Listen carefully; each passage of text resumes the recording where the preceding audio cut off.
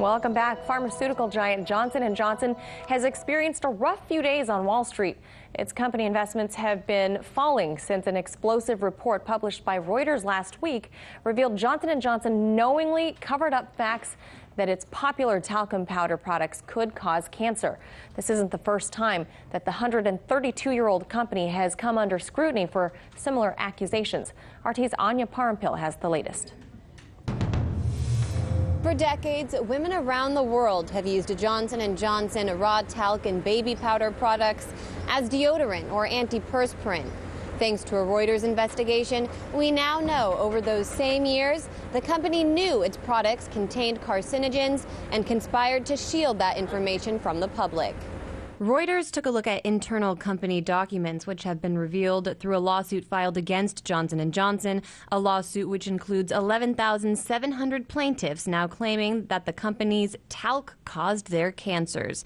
The documents demonstrate, quote, that from at least 1971 to the early 2000s, the company's raw talc and finished powders sometimes tested positive for small amounts of asbestos, and that company executives, mine managers, scientists, doctors, and lawyers fretted over the problem and how to address it while failing to disclose to regulators or the public. Quote, the documents also depict successful efforts to influence U.S. regulators' plans to limit asbestos in cosmetic talc products and scientific research on the health effects of talc. Toxic asbestos minerals were detected in Johnson & Johnson talcum powder as far back as 1957. What's more, the documents show J&J lied to federal regulators in the 1970s when claiming no asbestos had been identified in their products.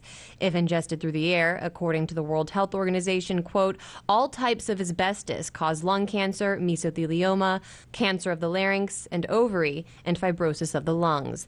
Thousands of individuals currently suing J&J are women who claim they've developed ovarian cancer because they've used Johnson & Johnson products. And they're not alone. In July of this year, a St. Louis jury demanded Johnson & Johnson pay $4.7 billion in damages to 22 women for that very reason.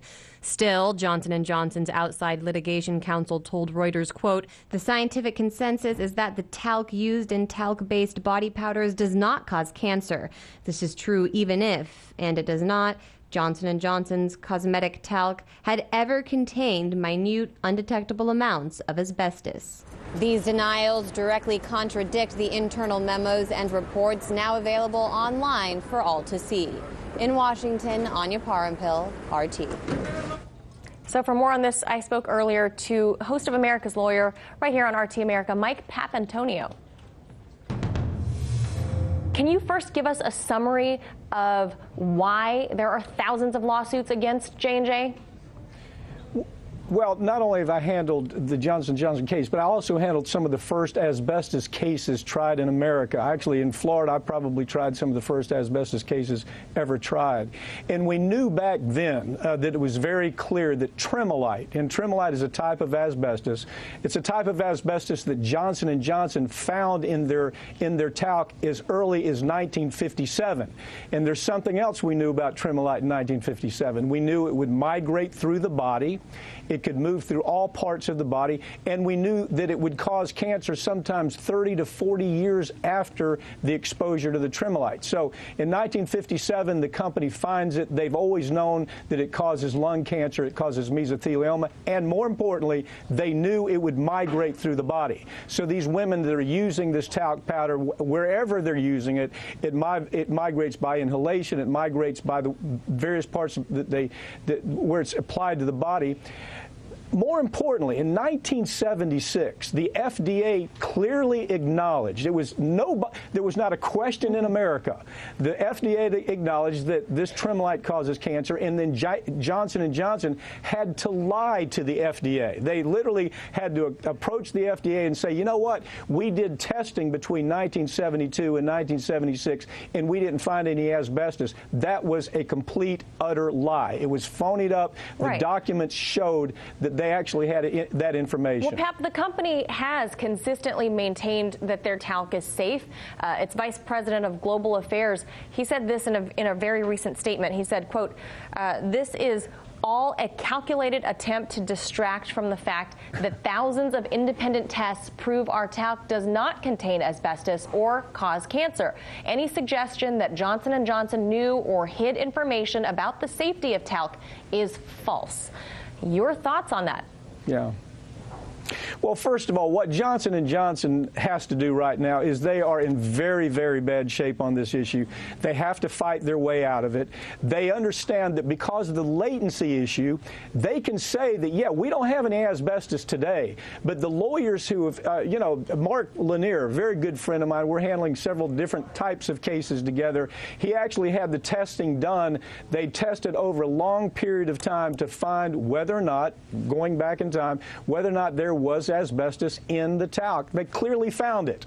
So J&J says, here, this is literally their defense. Here's what they say. First of all, they hire these biostitutes who will go out and say anything for the right amount of money. One of them is a guy named Sanchez. Sanchez he's hired to go across the country and testify on behalf of Johnson & Johnson and say, you know what, there wasn't any tremolite, but here's what he says next. If there was tremolite, it's a different kind of tremolite, and it won't cause cancer.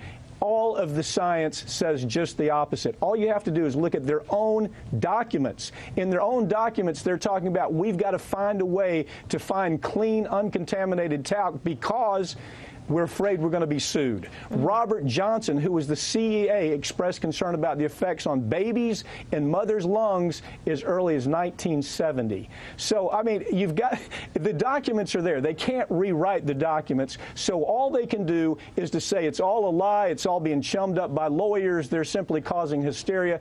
Nothing is further from the truth. Right, so they anticipated being sued as early as 1970s. So it's been deny all along. But the controversy, though, surrounding the talc powder really hasn't shaken investors because J&J stock is overall for the year up more than 5%. So given America's seemingly unwavering dedication to using this stuff, what sort of obligation does the company have to the public, if any?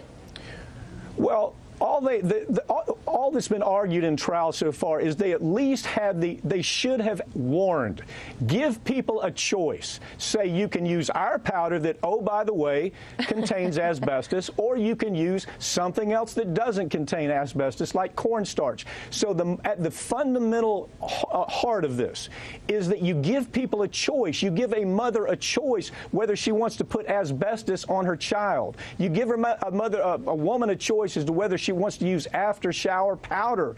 Give them a choice. Say, do you want to use asbestos powder, or do you want to use something that causes there's no threat of cancer?